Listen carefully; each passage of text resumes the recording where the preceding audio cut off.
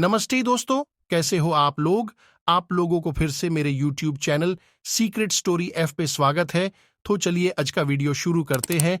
Let's go. इस motivational story के माध्यम से आप यह जानेंगे कि कुछ लोग अगर आपको झांसा देना चाहे तो आप उनके झांसे में ना आए।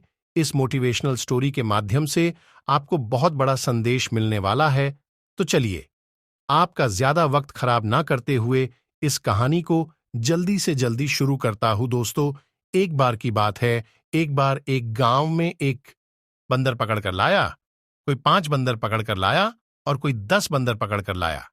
बंदरों के हिसाब से उस बिजनेसमैन ने उनको पेमेंट दे दिया। गांव वालों को भी लगा कि ठीक है, उनको उसकी मेहनत का फल मिला है और यह बिजनेसमैन ईमानदार है। थोड़े दिनों बाद बिजनेसमैन वापस आया और उसने कहा, अब की बार आपको RS-200 मिलेंगे। गांव वालों को लगा कि हमें यह काम करना चाहिए। उन्होंने आपस में डिसाइड किया कि ठीक है, हम बंदरों को पकड़ लेंगे। लेकिन बंदर इतने बचे ही नहीं, इसलिए उनको बंदर ढूंढने में दिक्कत का सामना करना पड़ेगा। इस बार बंदरों की संख्या बहुत कम थी। आसपास के गांव में भी बंदर विलुप्त हो रहे थे। लेकिन फिर भी गांव वालों ने मेहनत की और जिसको सफलता हाथ लगी उसको पैसा मिल गया। अब की बार उस बिजनेसमैन ने गांव वालों से कहा कि अगर आप बंदर पकड़कर लाएंगे तो आपको RS-500 मिलेंगे। एक बार गांव वालों को शक हुआ कि आसपास गांव में बंदर नहीं है। अब हम बंदर कहां से पकड़कर लाएंगे, तो सभी गांव वालों ने डिसाइड किया कि अब आगे से हम हमारी खेती का काम करते रहेंगे। हम इस बिजनेसमैन के चक्कर में नहीं पड़ेंगे। अब कुछ दिनों बाद वो बिजनेसमैन वापस आया। उसी गांव में उसने कहा कि अगर आप मुझे बंदर देते हैं तो मैं आपको RS-60,000 दूंगा।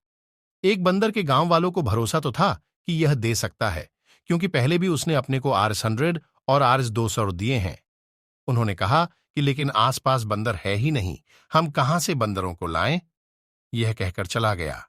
लेकिन उसके साथ में उसका जो सलाहकार था, बिजनेसमैन का एडवाइजर, उसने गांव वालों से कहा कि देखो, मेरा बॉस तो चला गया, आप चाहे तो RS-500 में मुझसे बंदर खरीद के 1,000 रुपए में बेच सकते हो। गांव वालों ने कहा कि ठीक है। RS-500 में गांव वालों ने बंदर ले लिए और अपनी मेहनत के पैसे उसको दे दिए। जबकि वह बिजनेसमैन तो उस सलाहकार को सिखा कर गया था, तो वह बिजनेसमैन पैसे लेकर चला गया। अब गांव वालों के साथ वह बंदर ही बंदर थे। इस कहानी से हमें यह शिक्षा मिलती है कि किसी की जालसाजी में नहीं आए। आपको एक लर्निंग बता देता हूं।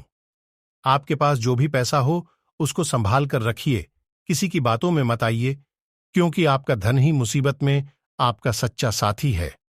आशा करता हूं कि यह कहानी आप सभी को अच्छी लगी होगी और इस तरीके की कहानियों को आप सुन रहे होंगे। इस कहानी को सुनने के लिए दिल से आपका शुक्रिया।